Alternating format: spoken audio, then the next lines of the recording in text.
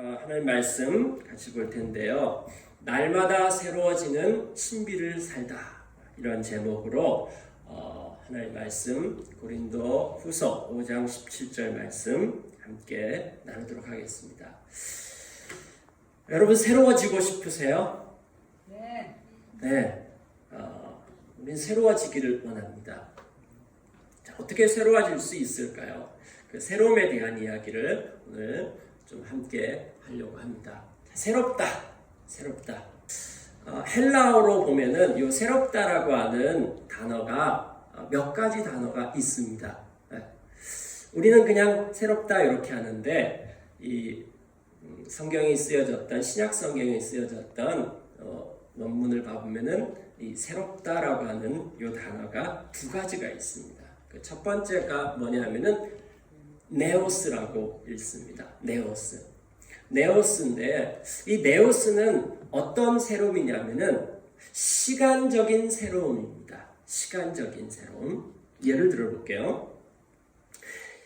이 네오스는 시간이 지나면은 새롭지 않은 거야. 예를 들면은 새해가 됐습니다. 지금 몇 월 달이죠? 4월 달이 됐죠? 네. 4월 달인데 지금 새해라고 할 수 있습니까? 새해라고 못합니다. 새해는 언제가 새해입니까? 1월 달 그때 새해라고 새해 인사한다고 우리가 그렇게 이야기합니다. 근데 그 시간이 지나고 나면은 5월 달이 됐는데도 새해 인사한다고 그러고 7월 달이 됐는데도 새해 인사한다라고 얘기할 수 없습니다. 자, 이렇게 시간이 지나면은 새롭지 않은 것들, 요런 걸 갖다가 네오스라고 그렇게 이야기합니다. 여러 가지가 있습니다. 저희가 2월 달에 이 전주로 이사를 왔습니다. 그래서 이사를 오고 그 다음에 주비전 스토리교회는 4월 9일 날 이 개척 예배를 드렸습니다. 자, 이제 한 달도 안 된 새로운 신생아 같은 교회입니다. 근데 한 10년 후 우리는 신생아입니다 이렇게 얘기할 수 있을까요? 새로운 교회입니다. 그렇게 할 수 없습니다. 그 다음에 우리가 어떤 물건을 사잖아요. 새로운 물건을 삽니다.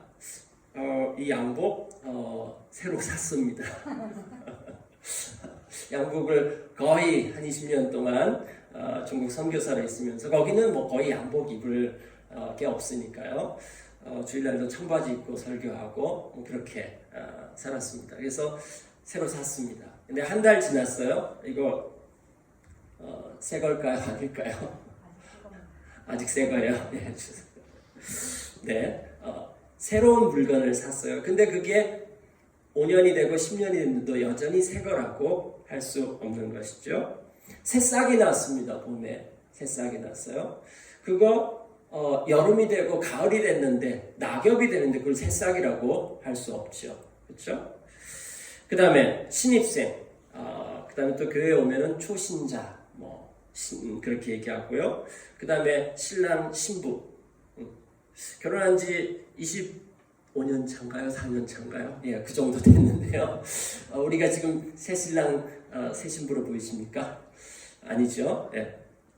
자, 이렇게 시간이 지나면은 변화가 있는 것들, 시간이 지나면은 바뀌는 것들, 이 네오스라고 그렇게 얘기합니다. 저 네오스라고 하는 헬라어 단어가 영어의 뉴스, 네오스가 뉴스로 그렇게 된 것입니다. 우리가 살고 있는 이 시대는 새로움을 추구하는 시대 가운데 살아가고 있어요. 우리가 살고 있는 시대는 속도의 시대입니다. 속도의 시대. 컴퓨터가 시작된 지 한 40년 정도 가까이 되는데 이 40년 동안 컴퓨터의 능력은 100만 배 발전했습니다. 100만 배. 그래서 수많은 것들을 처리하는 이 능력이 계속해서 발전하고 있고 배가하고 있습니다. 핸드폰은 이제 우리의 신체 일부가 되었죠. 신체 일부가 되었습니다. 그래서 손 안에 우리는 장소를 이동하는 것보다 접속하죠. 접속하는데 그 접속해가지고 온 세계에 있는 사람들하고 연결하고 접속합니다. 그래서 세상이 여러 가지 부분에 있어서 편리해지고 빨라졌습니다. 이런 좋은 부분이 있는 반면에 또 다른 부분이 있어요. 속도를 못 따라가요. 특별히 사람은 인격체잖아요. 인격과 관련되어진 것, 마음과 관련되어진 것은 이게 이 기계의 속도를 따라갈 수가 없습니다. 이 격차가 점점 더 벌어지는 것이죠. 그렇기 때문에 여러분들 40대 넘은 남자들이 제일 좋아하는 TV 프로그램이 뭔지 아세요? 나는 자연인이다. 이걸 제일 좋아한다고 합니다. 그러고 보니까 저도 살짝 좋아하는 것 같아요. 저도 모르게 나는 자연인이다. 산속에 들어가는 그런 살아가는 거 좋은 것 같아요. 왜 그런지 모르겠는데. 자, 왜 그럴까요? 네? 사람들은 인조 세계에 살아가고 있죠. 인조 세계라고 하는 건 뭐냐면 인간이 창조한 세계. 우리가 살아가는 사무실 또 이 도시 안에 인간들이 만들어 놓은 수많은 것들 안에 인간이 창조하고 만들어 놓은 그 안에 우리가 살아가는데 이 안에서 이 속도를 따라가다 보면 막 숨 막혀요. 그래서 쉬는 시간 되면 쉬는 날이 되면은 어딘가 좀 뛰쳐나가고 싶어. 그래서 요즘에는 무슨 불멍, 물멍, 멍하게 이렇게 있는 것들, 또 그런 것들 좋아한다고 합니다. 그리고 또 이 속도가 빨라지면 빨라질수록 양극화 현상이 또 생겨납니다.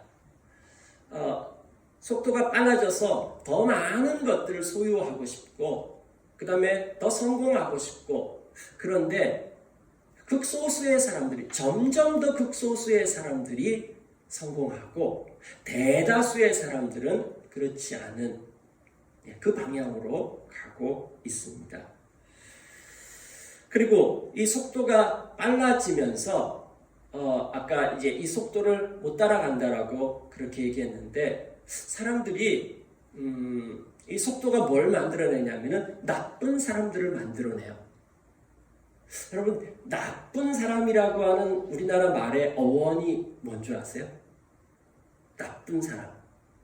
그 어원이 나뿐인 사람이래요. 나쁜인 사람은 나쁜 사람이 되는 거예요. 뭔가 나쁜 일이 따로 있는 게 아니라 자기뿐인 사람. 자, 이 속도가 빨라가고 이렇게 편리해지는데 우린 점점 막 혼자 있고 싶어 해요. 뭔가 피곤해. 너무 피곤해. 그래서 뭔가 혼자.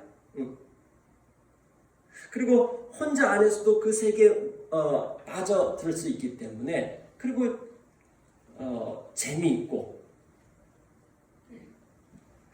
그래서 나쁜 사람이 되고 있습니다. 여러분, 좋은 사람이세요? 나쁜 사람이세요?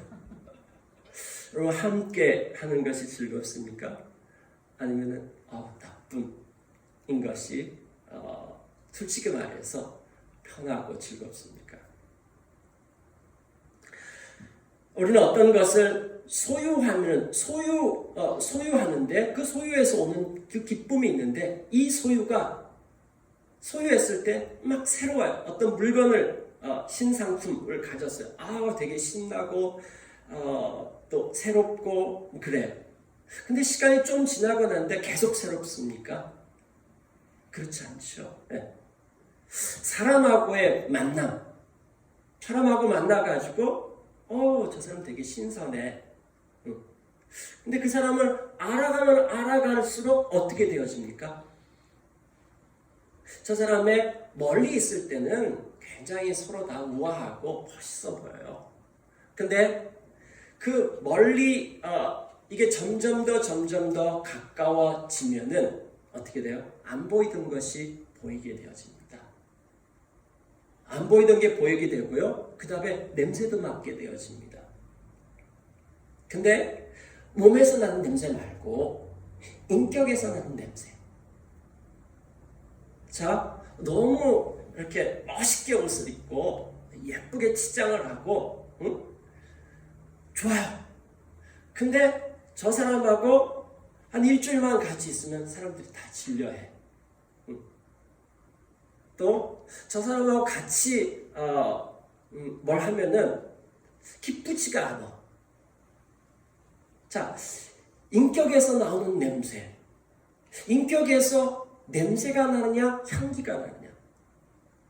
그 사람하고 같이 있는데 같이 있으면 있을수록 저 사람은 새로워. 우리의 관계는 늘 새로워. 결혼 생활을 했는데, 결혼 생활에서 함께 있는데, 결혼 생활 10주년, 20주년, 30년 됐는데 너무 새로워. 여러분, 조사해 보니까 40대 이후에 남편들이 제일 무서워하는 게 뭔지 아세요? 부인이라고 합니다. 왜 그럴까요? 살짝 동의가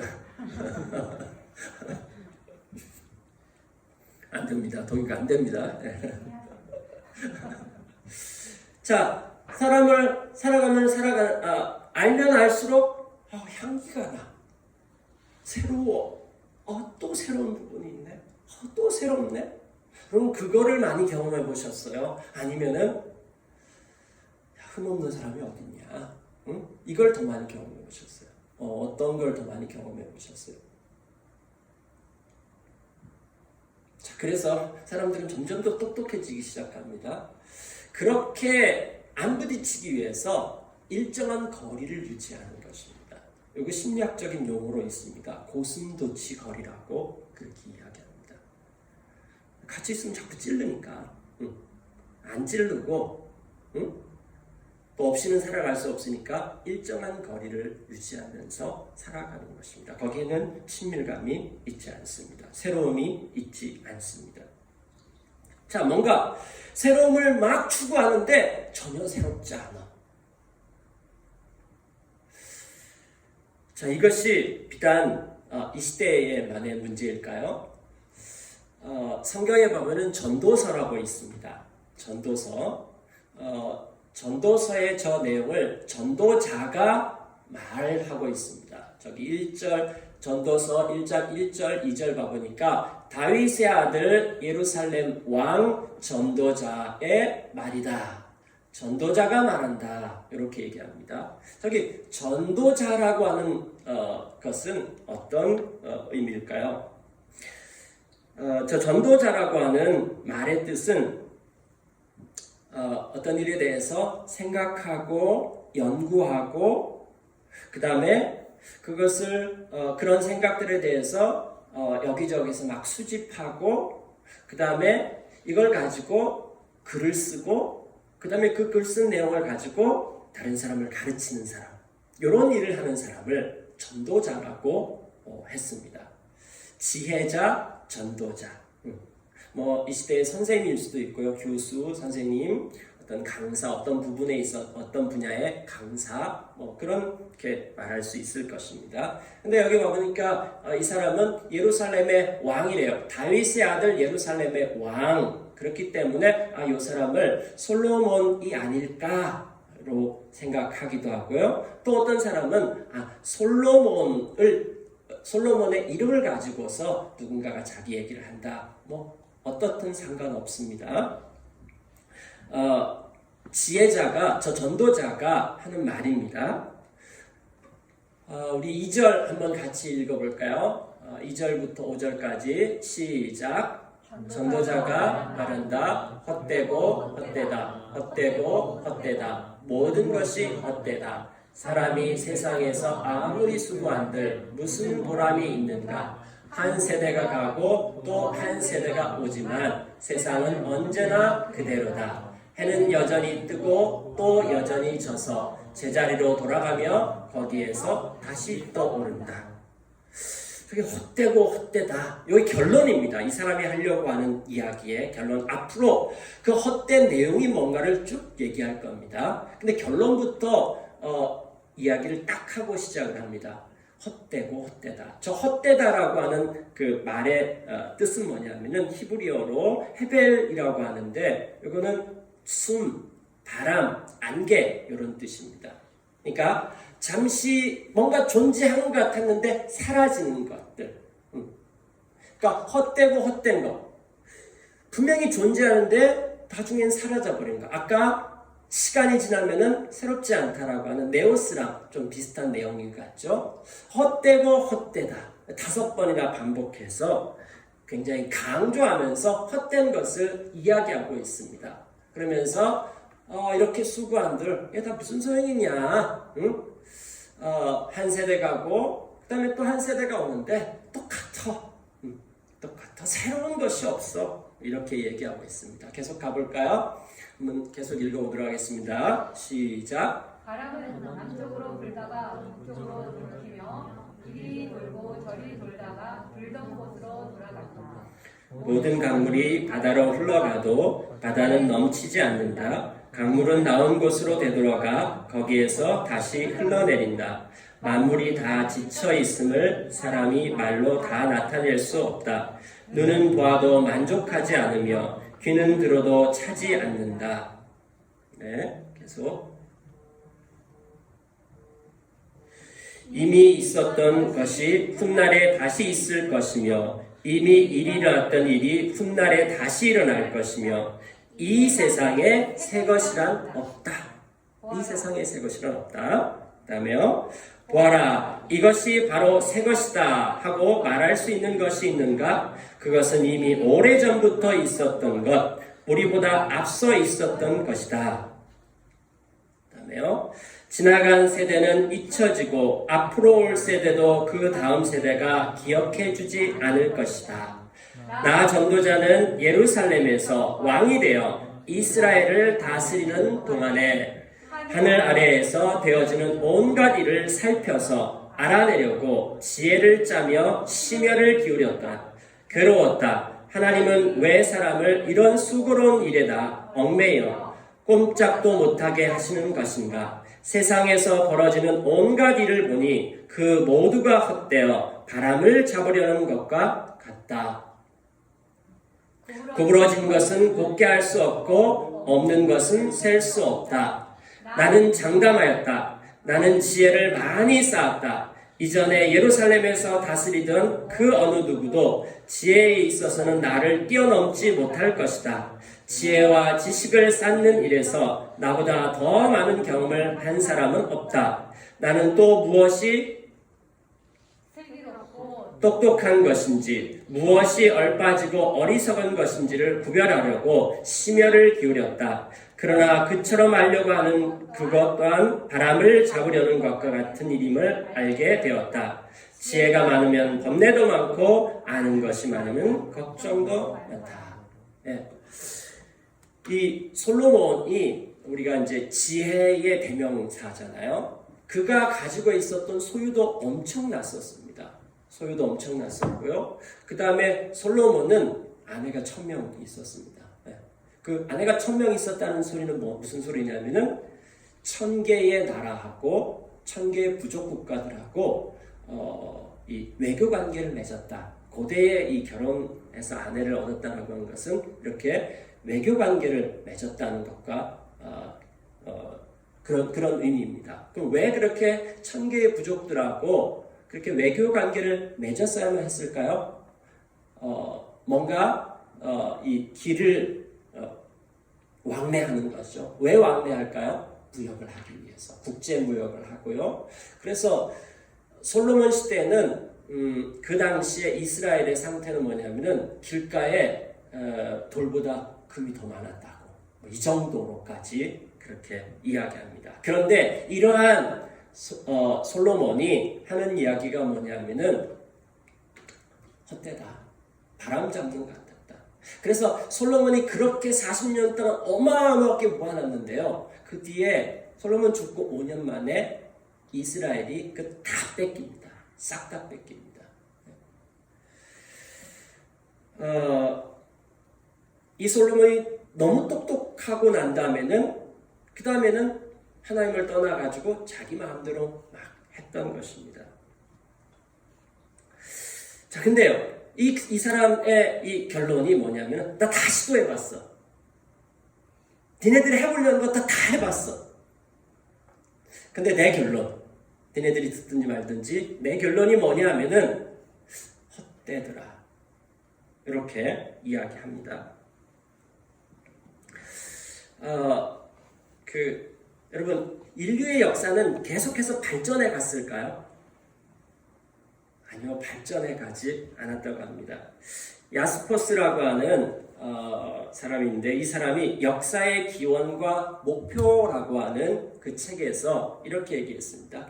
BC 8세기부터 2세기, 그러니까 지금으로부터 예수님 태어나기 200년 전부터 태어나기 800년 전까지 그 시대를 갖다가 이 사람이 뭐라고 하냐면 축의 시대, 그렇게 얘기했습니다.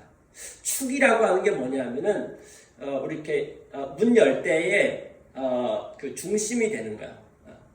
그래서 문을 이렇게 열고 닫고 할 때 여기 가운데 부분에 그 원을 그릴 수 있는 중심이 되는 이걸 갖다가 축이라고 얘기합니다. 이 사람은 왜 이 시대를 갖다가 축의 시대라고 얘기했을까? 역사 가운데 가장 중심이 되는 핵심 축이 되는 시대를 기원전 8세기부터 2세기까지로 꽂았습니다. 왜냐하면요, 요 기간 동안에 우리가 알고 있는 수많은 일들이 일어났습니다. 먼저는요, 중국에서는 이 공자, 맹자, 우리가 알고 있는 이 제자백과 동양 사상의 핵심이 되는 유교, 도교 이런 것들이 그 시간대에 있었습니다. 그 다음에요, 인도에서는 석가모니, 부처, 석가모니가 그때 태어나고 활동을 했습니다. 석가모니가 뭔가 깨달음을 얻었습니다. 그래서 불교라고 했을 때 불자는 뭐냐면은 부처라고 하는 말은 깨달음을 얻은 자라고. 나 깨달았어. 뭔가에 대해서 깨달았어. 이런 의미입니다. 그 다음에 그리스, 헬라 쪽에서는 그리스 철학, 소크라테스, 아리스토텔레스, 플라톤 뭐 이런 헬라 철학이 어떻게 똑같은 시기 때에 폭발적으로 다 있었습니다. 그 몇백 년 사이에. 근데요, 재밌는 게 동양에서 이런 게 나왔고요. 서양에서 똑같은 시기에 그런 것이 나왔고, 인도 쪽에서 또 똑같은 것이 나왔잖아요. 근데 그 이후에 더 발전이 있었나요? 아니요, 더 발전이 없었습니다. 뭐냐면은 우리는 지금도 노노맹자를 보고 있어요. 공자가 쓴 책을 보고 있어요. 불경을 보고 있고요. 그 다음에 그리스 철학을 영향을 받고 있습니다. 이 말은 무슨 말이냐면은 그 당시에 인간들이 할 수 있는 생각과 고민과 이거 다 해버렸습니다. 더 새로운 것이 나올 것이 없습니다, 여러분. 역사의 발전은 물질 문명의 발전이었습니다. 사람에 대한 거는 하나도 발전하지 않았어요. 늘 똑같아요. 이전에 말 타고 다니다 지금 이 차를 말 마크가 달린 차를 타고 다닐 뿐입니다. 속도가 빨라졌을 뿐이에요. 하지만 그 인간들이 생각하고 관계를 맺고 인간들이 그 사는 사회에서 있는 일들은 여전히 똑같습니다. 하나도 바뀌지 않았습니다. 크기와 속도가 바뀌었을 뿐 사람들이 모여서 사는 그곳에서 일어나는 문제는 여전히 동일합니다. 그렇기 때문에 역사를 봤을 때 새롭지가 않습니다. 뭔가 계속해서 다른 새로움을 추구하고 있는데 저는 새롭지가 않습니다. 자, 또 하나의 단어가 있는데 두 가지의 새롭다라고 하는 단어가 있다고 했죠. 하나는 네오스입니다. 이건 시간 지나면은 전혀 새롭지 않은 것이고요. 또 하나의 새롭다라고 하는 단어가 있는데 이거는 카이노스라고 그렇게 얘기합니다. 이 카이노스는 뭐냐면은 질적인 새로움입니다. 본질이 새로워지는 것, 존재가 새로워지는 것. 외면이 새로워지는 것이 아니라 존재가 새로워지는 것입니다. 본질적으로 새로워지는 것을 카이노스라고 이야기합니다.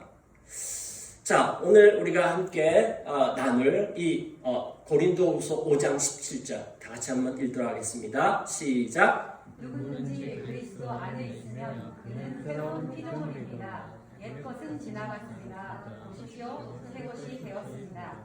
여기 봐보니까 오늘 새롭다는 얘기를 하려고 하니까 새자가 새롭다라고 하는 것이 2번 나왔죠. 자, 그럼 여기서 퀴즈. 우리가 헬라어를 좀 배웠잖아요, 이제.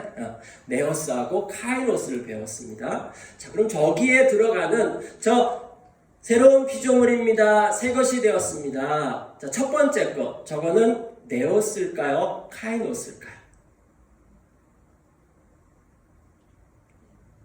그냥 계속 웃고만 계시네.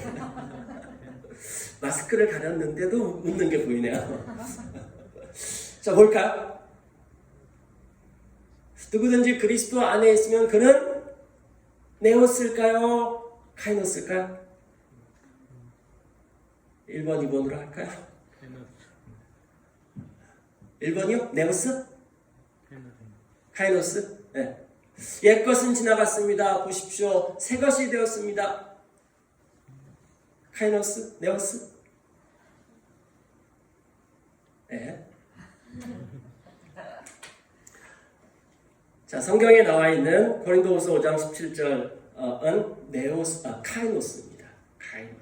카이노스가 뭐라고요? 질적으로 새로워지는 것입니다. 근데 저기 와보세요. 누구든지래요. 누구든지. 저게 해당 안 되는 사람이 없대요. 나도 새로워질 수 있어? 응? 이 역사도 새로워질 수 있어? 저기에 해당되는 것이 포함 안 되는 것이 없습니다. 다 포함됩니다. 누구든지 안에는 다 포함되어집니다. 저는 예외입니다. 저 몰라서 그렇죠. 저는 예외입니다. 안 됩니다. 안 변해요. 그리고 저기 누구누구는 절대로 안 됩니다. 그런 거 없습니다. 누구든지. 그 다음에 새로운 피조물입니다.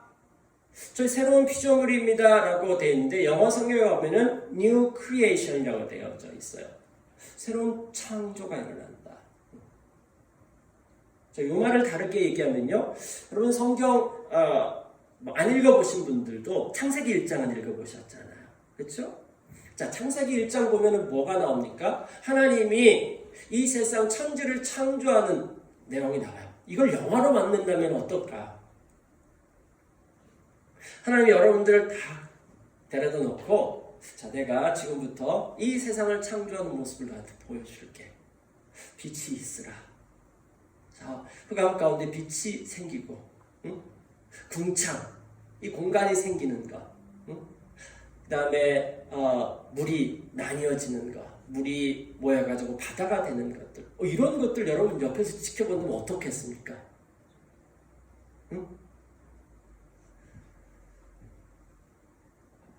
말로 표현할 수 없겠죠? 그렇죠? 자, 근데 그런 일이 일어난다는 거야. 하나님이 천지를 창조하셨을 때 그때 인간을 맨 마지막에 창조해가지고 우리 중에 아무도 못 봤잖아요. 그렇죠? 아무도 못 봤지? 다시 보여줄게 하는 것이 새로운 창조가 일어나는 것입니다. 그 다음에요. 옛 것은 지나갔으니 이전 것이 지나갔어요. 여러분의 인생 가운데 이 부분은 내 인생에서 좀 없어졌으면 좋겠다. 빼버렸으면 좋겠다. 그런 것들 있으세요? 자, 이 옛 것이 우리는 옛 것에 발목 붙잡혀 있어요. 옛날에 상처받았던 것, 옛날에 어떤 한 말이 나를 갖다가 꽉 잡고 있는 것이죠. 옛날에 어떠함이 나를 붙잡고 나의 현재와 미래를 붙잡고 있는 것이죠. 그 옛 것이 어떻게 지나갈까요? 어떻게 새롭게 여기에 새롭다라고 하는 것은 시간이 지나면은 또 원래대로 돌아가는 그것이 아니라 이전과는 절대로 이전으로 돌아갈 수 없는 본질적이고 질적인 새로움이 있다라고 하는 것이잖아요. 자, 그게 도대체 어떻게 가능할까?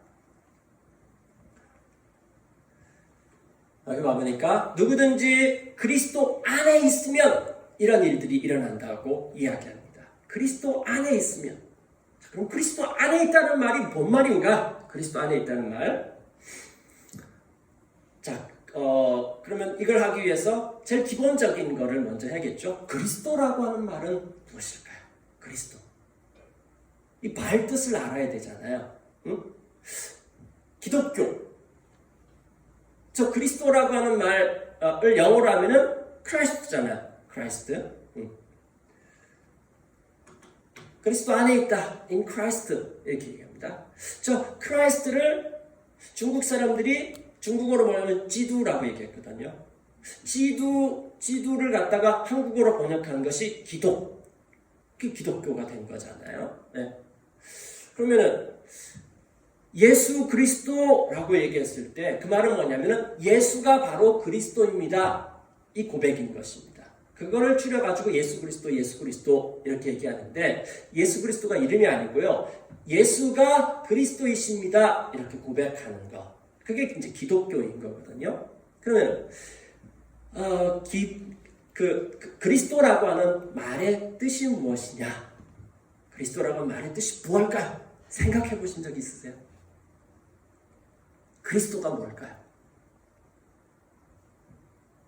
그리스도라고 하는 말은 왕이라는 뜻입니다. 왕. 자, 그리스도라고 하는 말을 히브리어로 하면 뭐가 될까요? 히브리어로 하면 메시아가 됩니다. 메시아, 그 다음에 그리스도, 이건 같은 말입니다. 메시아는 히브리어고 헬라어로는 그리스도. 이고 영어로 하면 크라이스트고 중국어로 하면 지두고 우리말로 하면은 기독, 그리스도 이렇게 되는 것입니다. 그럼 저 말 전체의 의미가 뭐냐면은 구약 성경에 스토리가 이미 있는 것입니다. 예수가 구약 성경에서 약속한 하나님 보내주시겠다라고 한 바로 그 왕이다라고 하는 말의 의미입니다. 그래서 그리스도라고 하는 말은 왕을 의미하는 것입니다.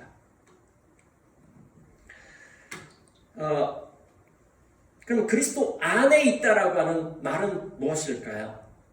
그리스도 안에 있다. 그 왕의 통치 가운데 있다. 나는 그 왕의 통치 가운데 있다. 나는 그 왕의 백성이다. 나는 그 왕에게 소속되어져 있다. 그 왕을 따라가는 자다. 이런 의미입니다. 그런 의미에서 예수 믿는 사람들을 뭐라고 그래요? 크리스찬이라고 얘기하잖아요.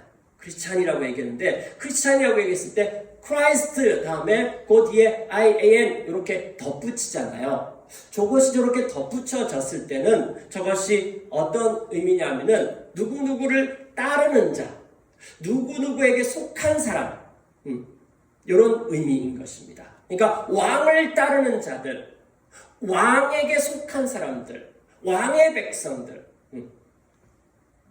이라고 하는 그런 의미입니다. 자, 이 말이 무슨 말일까요? 예수를 왕이라고 고백한다. 하나님께서 인간을 창조하셨잖아요. 하나님께서 인간을 창조하신 창조주이시고 하나님께서 우리의 왕이십니다. 그런데 인간들이 하나님의 왕 되심을 거부하고 내가 하나님 될 거야. 죄라고 하는 것은 하나님의 통치를 거부하고 내가 하나님이 된 것. 전지하지도 전능하지도 않으면서 내가 하나님이 된 거야. 자기가 인간 스스로가 하나님이 된 것. 이것을 성경은 죄라고 얘기합니다. 왜 그렇게 하나님의 통치를 거부하고 떠나가지고 하나님을 떠나가지고 자기가 왕이 되었을까? 내 마음대로 살고 싶은 거야. 내 마음대로 살고 왜 내 마음대로 살까? 그러면은 더 재밌을 것 같아. 더 신날 것 같아. 더 새로운 일들이 나고 더 자유로울 것 같아. 하나님의 통치와 속박 가운데 있냐? 내가 하나님이 돼가지고 선악을 판단하는 일, 뭐가 선이고 뭐가 악인 것을 판단하는 기준이 나 스스로가 되는 거야. 자기가 하나님에 대해서 선과 악의 판단의 기준자가 되는 거예요. 자, 그것을 인간들이 저지르는 것입니다. 그래서 하나님을 떠나고 난 다음에 어떤 일이 나는가요? 자유라고 생각해서 내 마음대로 했는데 생긴 일이 뭐냐면은 여러분 마음대로 하고 싶은 대로 한번 다 해보세요. 그럼 결과가 뭐가 나오는지 아세요? 속박이 생기기 시작합니다. 내가 하고 싶은 대로 한번 다 해보면서 한번 살아보세요. 그래서 내가 하고 싶은 대로 원 없이 내가 하고 싶은 대로 다 했다. 근데 모든 사람들이 다 그렇게 사는 세상은 어떨까요? 사람들이 전부 다 자기가 기준이에요. 전부 다 자기가 원하고 싶은 대로 하는 거예요. 그 결과가 오늘 우리가 살아가는 그런 세상입니다. 왜요?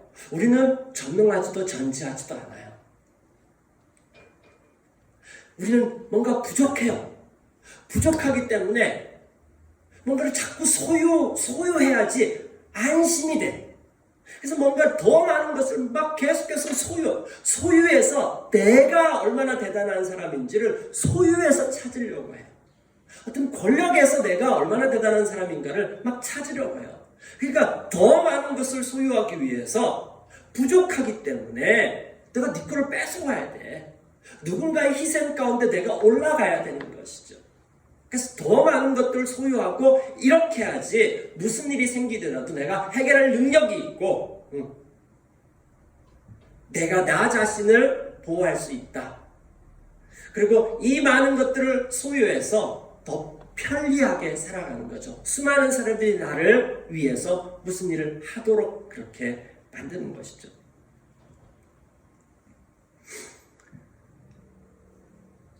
자, 하나님을 떠나가지고 인간들은 그렇게 살았던 것이죠. 그런데 예수님께서 우리의 문제를 해결하기 위해서 이 죄에 대한 문제, 하나님을 떠나서 결핍 가운데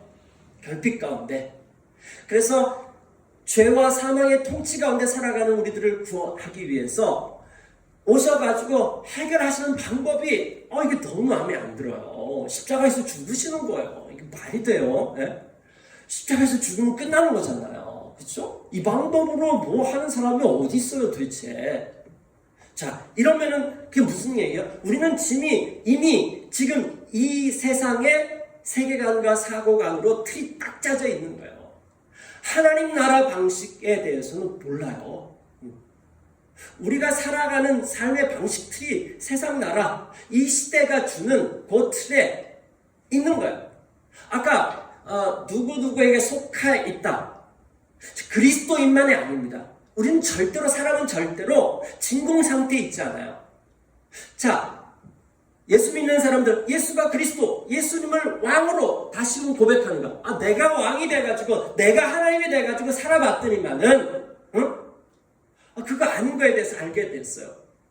십자가에서 죽으신 당신이 바로, 그리고 부활하신 예수님이 바로 내 삶의 주이십니다. 당신 나의 창조주이십니다. 저는 당신 없이 살아갈 수가 없습니다. 그렇게 고백하는 순간 내가 그리스도의 통치와 다스림 가운데 그 안에 들어가는 것이죠. 그래서 어떻게 살아가요? 그리스도를 따라가는 삶을 살게 되죠. 그리스도를 닮아가는 삶을 살아가는 자들, 이게 바로 그리스도인인 것입니다. 근데 그렇지 않은 사람들은요, 여러분은요, 너는 그리스도를 따라가? 그럼 여러분들은 누구를 따라가고 있고 누구에게 속해 있습니까? 반드시 누구에게 속해 있고요. 반드시 누구를 따라가고 있어요. 나는 그런 거 없어. 몰라서 하는 소리입니다, 여러분. 여러분, 이 시대의 세계관을 따라가고 있고, 여러분들이 눈으로 보고 듣는 이 모든 것들이 여러분들이 원하든 원하지 않든 간에 계속해서 들려오고 계속해서 보는 것입니다. 여러분, 뱃속에 뭔가 들어가는 건 입으로 들어가지만은 여러분 마음속으로 뭔가 들어가는 건요, 보고 듣는 것을 통해서 하루에 여러분들이 보려고 안 하더라도 보여지고 들려지고, 이것이 들어가서 여러분의 마음에 쌓이기 시작하면요, 마음에 가득 찬 것이 여러분을 움직이기 시작하는 것입니다. 여러분, 행동은 생각에서 나오는 것입니다. 이 안에 모든 것이 다 이미 구비가 되어졌어요. 그것이 여러분의 행동으로 나오게 되는 것이요. 이것이 습관이 되는 것이고요. 이 습관이 함께 모이면 유행이 되는 것이고요. 그 유행이 좀 더 나가면은 그 사회의 전통이 되는 것이고요. 세계관이 되는 것입니다. 세계관이 되면요, 공기처럼 존재를 못 느끼는, 너무 당연해지기 때문에 잘 못 느끼면서 살아가는 것이죠.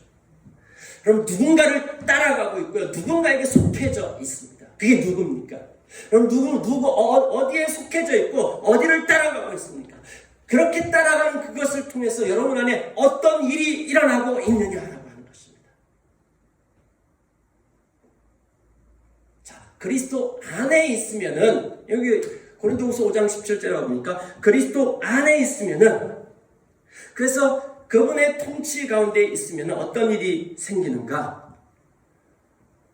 자, 새로운 창조가 일어난대요. 아까 창세기 1장에 그 어마어마한 일들이 일어난다라고 하는 것입니다. 어디에요? 내 삶 가운데 그와 같은 것들이 일어나는, 새 창조가 일어나는 것입니다.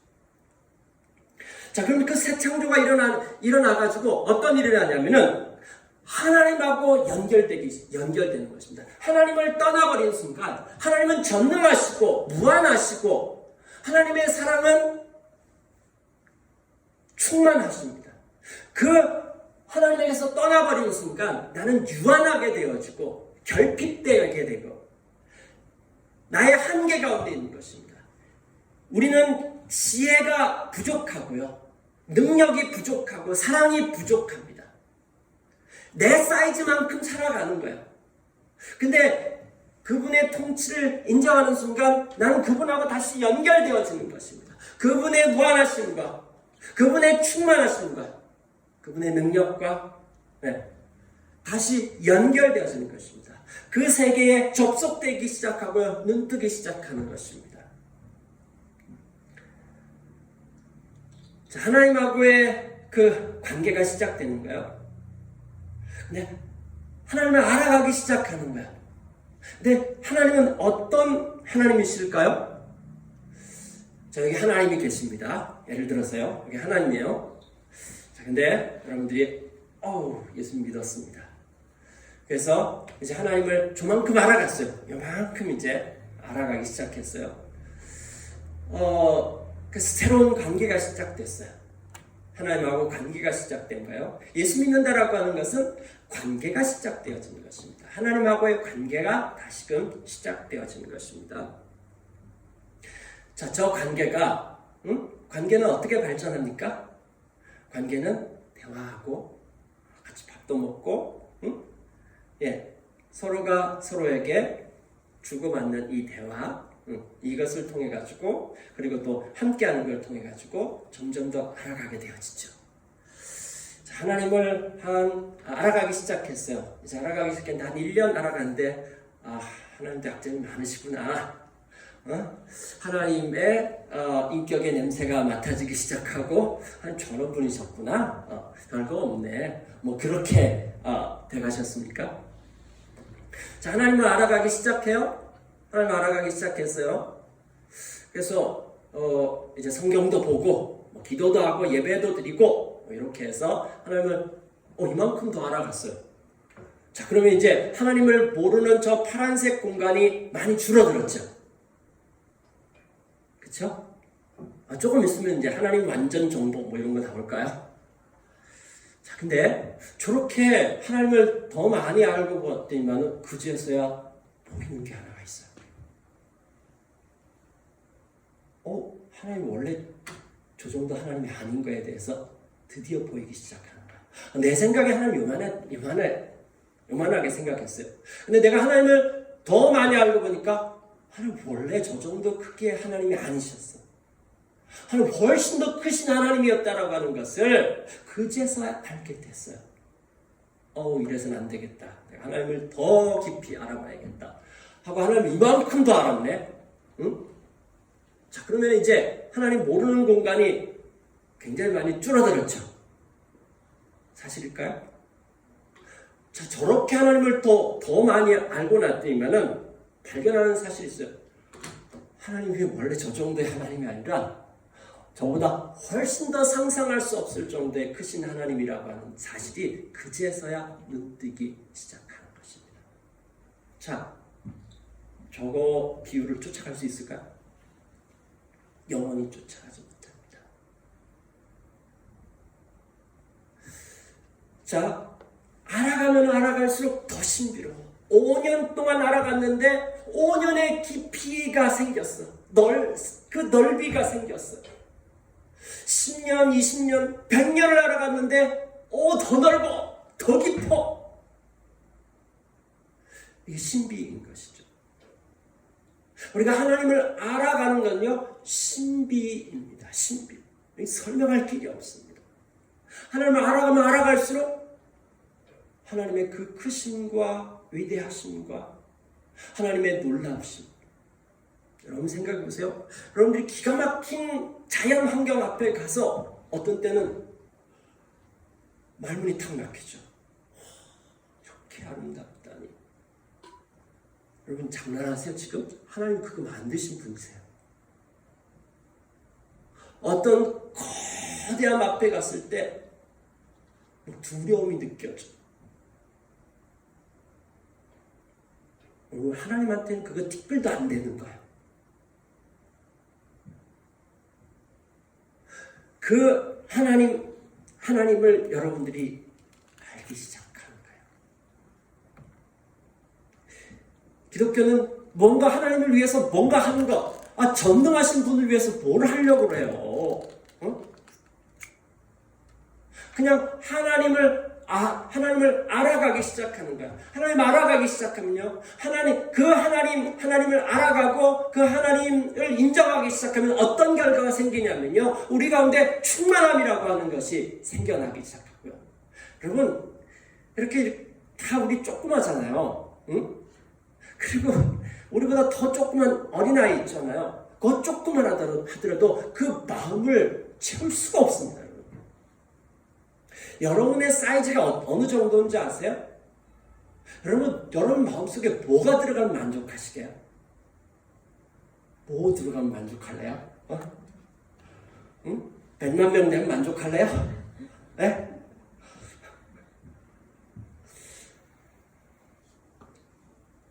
여러분, 인간은요, 하나님만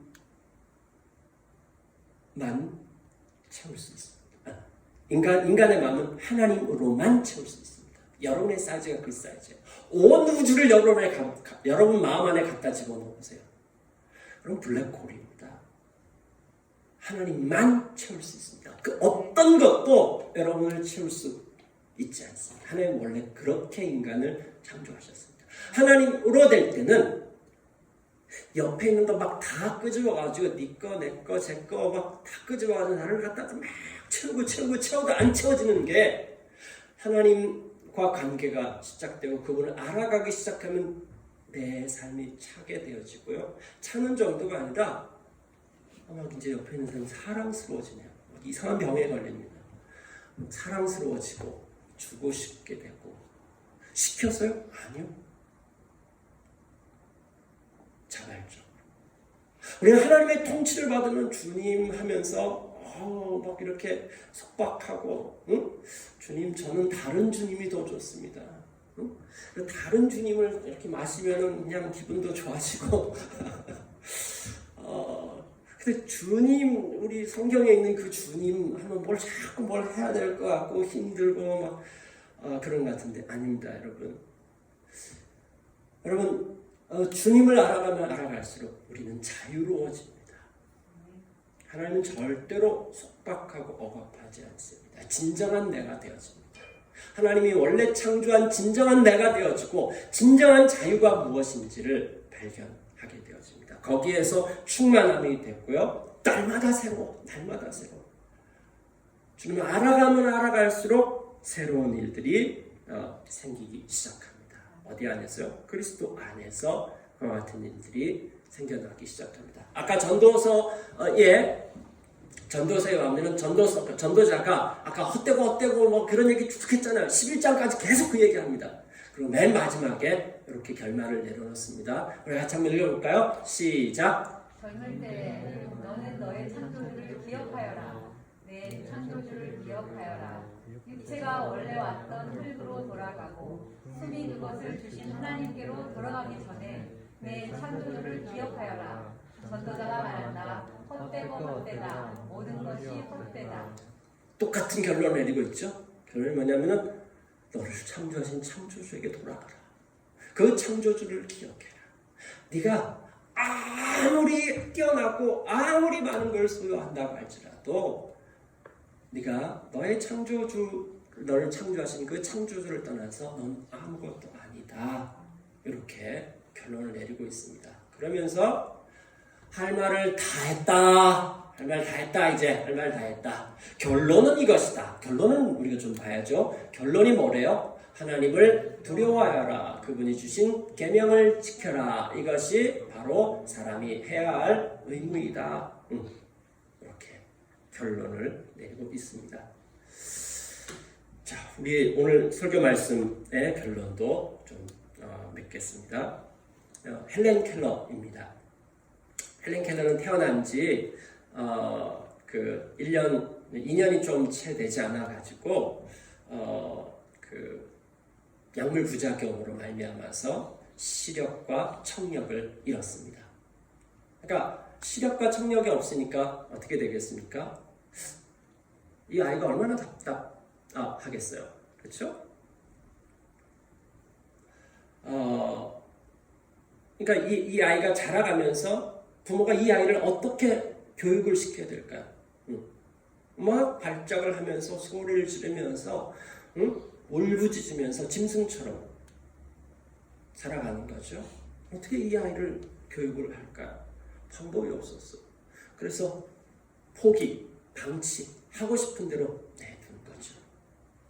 그러다가 한 선생님이 오죠. 설리번이라고 하는 크리스찬 선생님인데 이 설리반도 어렸을 때 이런 수용소에 있었는데 한 그리스도인에 의해서 이 설리반이 회복이 됐거든요.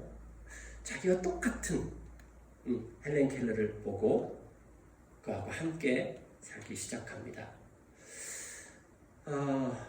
포기하지 않고 헬렌 켈러와 함께 그 짐승처럼 살던 헬렌 켈러와 함께 하면서 손바닥에 글자를 이렇게 쓰여주면서 글자 하나하나를 가르치면서 오랜 시간을 같이 보냅니다.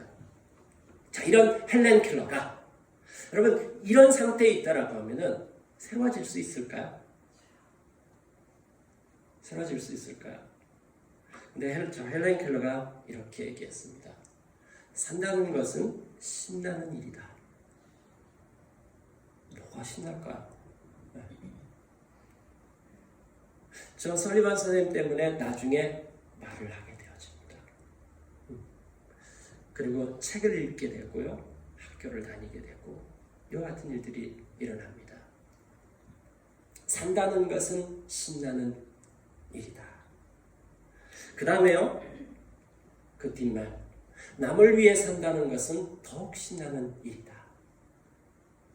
헬렌 켈러가 예수님 만나고 난 다음에 설리반 선생님을 통해 가지고 이제 글자를 알아가고 그의 삶의 신세계가 열린 거야. 그 그리스도를 알고 난 다음에 그의 삶 안에 여전히 안 보여요. 여전히 안 들려요.